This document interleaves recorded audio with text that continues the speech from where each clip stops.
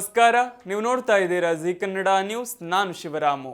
ದಿನದ ಎಲ್ಲ ಪ್ರಮುಖ ಸುದ್ದಿಗಳನ್ನು ನೋಡೋಣ ವಿಶೇಷ ಸಮಾಚಾರದಲ್ಲಿ.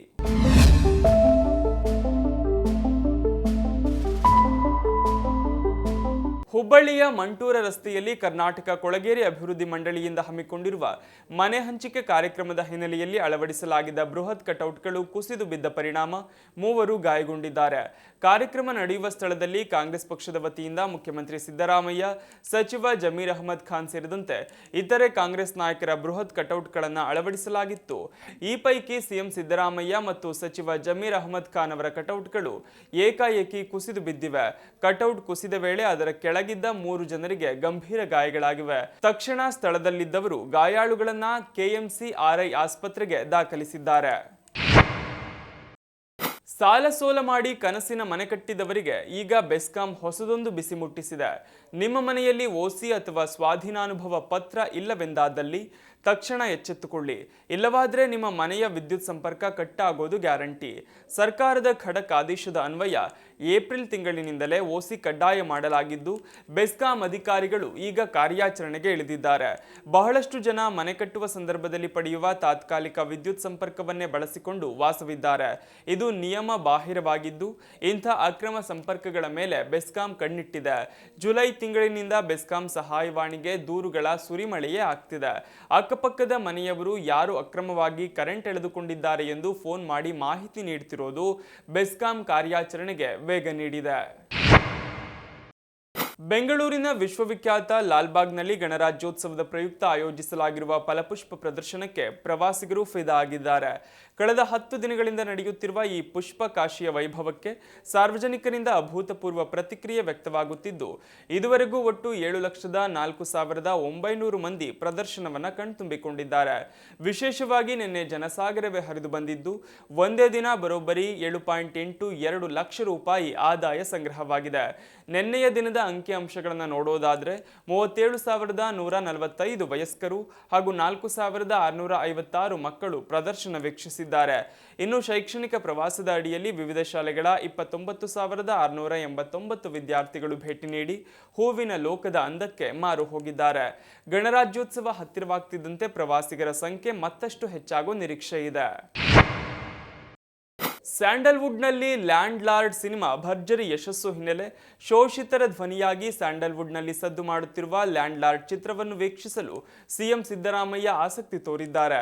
ಈ ಚಿತ್ರಕ್ಕೆ ಜನಸಾಮಾನ್ಯರಿಂದ ವ್ಯಕ್ತವಾಗುತ್ತಿರುವ ಅಭೂತಪೂರ್ವ ಪ್ರತಿಕ್ರಿಯೆ ಮತ್ತು ಶೋಷಣೆಗೊಳಗಾದವರ ಪರವಾದ ಕಥಾಹಂದರವನ್ನು ಕೇಳಿ ಸಿಎಂ ಪ್ರಭಾವಿತರಾಗಿದ್ದಾರೆ.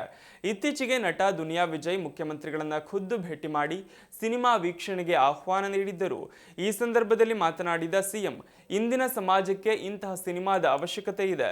ಇದು ಶೋಷಿತರ ಪರವಾದ ಹೋರಾಟದ ಕಥೆಯಾಗಿದ್ದು ಎಲ್ಲರೂ ನೋಡಲೇಬೇಕಾದ ಚಿತ್ರ. ನಾನು ಖಂಡಿತವಾಗಿ ಈ ಸಿನಿಮಾ ನೋಡ್ತೇನೆ ಅಂತ ಭರವಸೆ ನೀಡಿದ್ರು. ಮುಂಬರುವ ವಿಧಾನಸಭಾ ಚುನಾವಣೆಯಲ್ಲಿ ಕೇರಳವು ಕೆಲವು ಬದಲಾವಣೆಗಳಿಗೆ ಸಾಕ್ಷಿಯಾಗಲಿದೆ ಎಂದು ಪ್ರಧಾನಿ ನರೇಂದ್ರ ಮೋದಿ ಹೇಳಿದ್ದಾರೆ. ಅದು ಕೇವಲ ತಿಂಗಳುಗಳ ಕಾಲ ದೂರದಲ್ಲಿದೆ.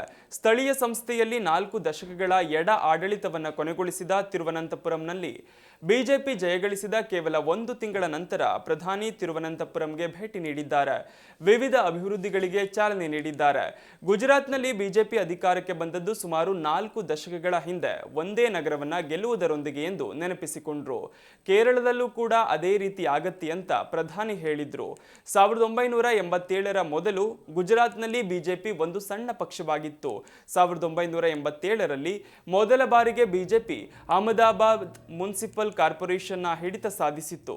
ಇತ್ತೀಚೆಗೆ ತಿರುವನಂತಪುರದಲ್ಲಿ ಪಕ್ಷದ ಗೆಲುವಿನಂತೆಯೇ ಅಂದಿನಿಂದ ಗುಜರಾತ್ನ ಜನರು ನಮಗೆ ಸೇವೆ ಸಲ್ಲಿಸುವ ಅವಕಾಶವನ್ನು ನೀಡಿದ್ದಾರೆ. ನಾವು ದಶಕಗಳಿಂದ ಅದನ್ನು ಮುಂದುವರಿಸಿದ್ದೇವೆ. ನಮ್ಮ ಪ್ರಯಾಣ ಗುಜರಾತ್ನ ಒಂದು ನಗರದಲ್ಲಿ ಪ್ರಾರಂಭವಾಯಿತು. ಅದೇ ರೀತಿ ಕೇರಳದಲ್ಲಿ ನಮ್ಮ ಆರಂಭವು ಒಂದೇ ನಗರದಿಂದ ಪ್ರಾರಂಭವಾಗಿದೆ. ತಿರುವನಂತಪುರಂ ನಗರಸಭೆಯಲ್ಲಿ ತಮ್ಮ ಪಕ್ಷದ ಗೆಲುವು ಕೇರಳವನ್ನ LDF ಮತ್ತು UDFನ ಭ್ರಷ್ಟ ಆಡಳಿತದಿಂದ ಮುಕ್ತಗೊಳಿಸುವ ದೃಢ ಸಂಕಲ್ಪದ ವಿಜಯವಾಗಿದೆ ಎಂದು ಪ್ರಧಾನಿ ಹೇಳಿದ್ರು. ದಶಕಗಳಿಂದ LDF ಮತ್ತು UDF ಎರಡೂ ಪಕ್ಷಗಳು ತಿರುವನಂತಪುರವನ್ನು ನಿರ್ಲಕ್ಷಿಸಿವೆ. ರಾಜಧಾನಿ ನಗರವನ್ನ ಮೂಲಭೂತ ಸೌಲಭ್ಯಗಳು ಮತ್ತು ಮೂಲ ಸೌಕರ್ಯಗಳಿಂದ ವಂಚಿತಗೊಳಿಸಿವೆ ಪೂರ್ಣಗೊಳಿಸಿವೆ ಎಂದು ಮೋದಿ ಹೇಳಿದ್ದಾರೆ. ನಮ್ಮ ಬಿಜೆಪಿ ತಂಡವು ಈಗಾಗಲೇ ಅಭಿವೃದ್ಧಿ ಹೊಂದಿದ ತಿರುವನಂತಪುರಂ ಕಡೆಗೆ ಕೆಲಸ ಮಾಡಲು ಪ್ರಾರಂಭಿಸಿದೆ. ನಮ್ಮ ಮೇಲೆ ನಂಬಿಕೆ ಇರಿಸಿ. ಬಹಳ ದಿನಗಳಿಂದ ಕಾಯುತ್ತಿದ್ದ ಬದಲಾವಣೆಯು ಅಂತಿಮವಾಗಿ ಹಾದಿಯಲ್ಲಿದೆ. ತಿರುವನಂತಪುರಂ ಇಡೀ ದೇಶಕ್ಕೆ ಮಾದರಿ ನಗರವಾಗಲಿದೆ. ತಿರುವನಂತಪುರಂ ಅನ್ನು ಭಾರತದ ಅತ್ಯುತ್ತಮ ನಗರಗಳಲ್ಲಿ ಒಂದನ್ನಾಗಿ ಮಾಡಲು ನಾನು ನನ್ನ ಸಂಪೂರ್ಣ ಬೆಂಬಲವನ್ನು ನೀಡುತ್ತೇನೆ ಎಂದರು. ಚುನಾವಣೆ ನಡೆಯಲಿರುವ ಕೇರಳದಲ್ಲಿ ವಿವಿಧ ಅಭಿವೃದ್ಧಿ ಯೋಜನೆಗಳಿಗೆ ಚಾಲನೆ ನೀಡಲು ಮತ್ತು ಹೊಸ ರೈಲು ಸೇವೆಗಳಿಗೆ ಚಾಲನೆ ನೀಡಲು ಮೋದಿ ಕೇರಳಕ್ಕೆ ಆಗಮಿಸಿದ್ರು. ವರ್ಷದ ಹಿಂದೆ ಡೊನಾಲ್ಡ್ ಟ್ರಂಪ್ ಘೋಷಣೆ ಮಾಡಿದಂತೆ ವಿಶ್ವ ಆರೋಗ್ಯ ಸಂಸ್ಥೆ WHO ಹೊರಬರುವ ಪ್ರಕ್ರಿಯೆಗಳನ್ನು ಅಮೆರಿಕವು ಪೂರ್ಣಗೊಳಿಸಿದೆ. ಇದರೊಂದಿಗೆ WHO ಜೊತೆಗಿನ 78 ವರ್ಷಗಳ ಸಂಬಂಧ ಮುಕ್ತಾಯವಾಗಿದೆ.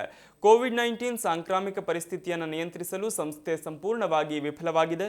ಜೊತೆಗೆ ಸಂಸ್ಥೆಯ ಕಾರ್ಯನಿರ್ವಹಣೆಯಲ್ಲಿ ಪಾರದರ್ಶಕತೆ, ಉತ್ತರದಾಯಿತ್ವ ಕೊರತೆಯ ಕಾರಣವನ್ನು ಅಮೆರಿಕ ನೀಡಿದೆ. ದತ್ತಾಂಶಗಳ ಪ್ರಕಾರ ವರ್ಷಕ್ಕೆ 1019 ಕೋಟಿ ರೂಪಾಯಿ ಸದಸ್ಯತ್ವ ಶುಲ್ಕವನ್ನು, ಸುಮಾರು 5236 ಕೋಟಿ ರೂಪಾಯಿ ದೇಣಿಗೆಯನ್ನು ಕೂಡ ಅಮೆರಿಕವು ಸ್ವಯಂ ಪ್ರೇರಿತವಾಗಿ ನೀಡುತ್ತಿತ್ತು. ಆದರೆ ಕೆಲ ಸಮಯದಿಂದ ಶುಲ್ಕ ಕಟ್ಟುವುದನ್ನು ನಿಲ್ಲಿಸಿದ ಅಮೆರಿಕ 1194 ಕೋಟಿ ರೂಪಾಯಿ ಬಾಕಿ ಉಳಿಸಿಕೊಂಡಿದೆ. ಅಮೆರಿಕದ ಈ ನಿರ್ಗಮನವು ಹೊಸ ಸಾಂಕ್ರಾಮಿಕ ರೋಗಗಳ ವಿರುದ್ಧದ ಜಾಗತಿಕ ಹೋರಾಟಕ್ಕೆ ಹಣಕಾಸಿನ ಕೊರತೆಯ ಪೆಟ್ಟು ನೀಡಲಿದೆ. ಇನ್ನೊಂದೆಡೆ ಹೊಸ ಆರೋಗ್ಯ ಸಮಸ್ಯೆಗಳ ವಿರುದ್ಧ ಲಸಿಕೆ ಮತ್ತು ಔಷಧ ಅಭಿವೃದ್ಧಿಪಡಿಸಲು ಅಮೆರಿಕದ ವಿಜ್ಞಾನಿಗಳು ಸಂಸ್ಥೆಗಳಿಗೆ ಅವಕಾಶ ಕುಂಠಿತವಾಗಲಿದೆ. ಜಾಗತಿಕವಾಗಿ ಹರಡುತ್ತಿರುವ ವೈರಸ್ಗಳ ಬಗ್ಗೆ ಮಾಹಿತಿ ಹಂಚಿಕೊಳ್ಳುವ ಗುಂಪುಗಳಿಂದಲೂ ಅಮೆರಿಕ ಹೊರಗುಳಿಯಲಿದೆ ಎಂಬ ಆತಂಕ ಅಮೆರಿಕದ ತಜ್ಞರಿಂದ ವ್ಯಕ್ತವಾಗಿದೆ. ಇದಿಷ್ಟು ಈ ದಿನದ ಪ್ರಮುಖ ಸುದ್ದಿ. ನೋಡ್ತಾ ಇರಿ ಜೀ ಕನ್ನಡ ನ್ಯೂಸ್, ಸತ್ಯವೇ ಸುದ್ದಿಯ ಜೀವಾಳ.